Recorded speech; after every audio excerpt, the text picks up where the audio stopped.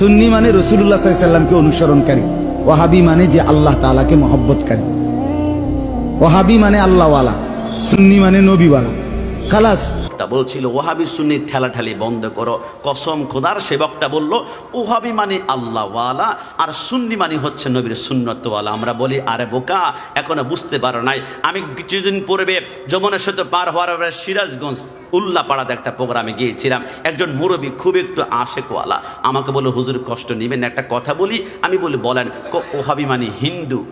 আমি বললাম এটা কেমন কথা, ওহাবি মানে হিন্দু? বলে বিশ্বাস করেন ওহাবি অর্থ আল্লাহওয়ালা।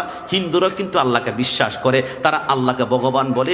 হিন্দু কিন্তু আল্লাহওয়ালা। বৌদ্ধরা আল্লাহকে বিশ্বাস করে, তারা আল্লাহকে ঈশ্বর বলে, বৌদ্ধরা আল্লাহওয়ালা। খ্রিস্টানরা আল্লাহকে বিশ্বাস করে, তারাও কিন্তু আল্লাহকে গড বলে, তারা আল্লাহওয়ালা। কিন্তু সুন্নিরা শুধু আল্লাহওয়ালা নয়, সুন্নিরা শুধু লা ইলাহা ইল্লাল্লাহ পর্যন্ত পড়ে বসে থাকে না।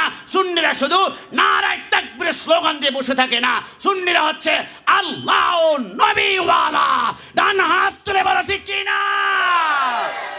যুবক, ক্যান্সার মূলক স্লোগান বের হয়েছে, লিল্লাহে তাকবীর বলে, আর কোন স্লোগান বলতে চায় না।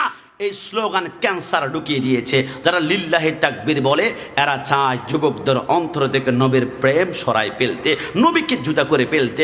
নবীকে জুদা করে ফেললে হবে কি জানো? তোমার মুখে দাঁড়িয়ে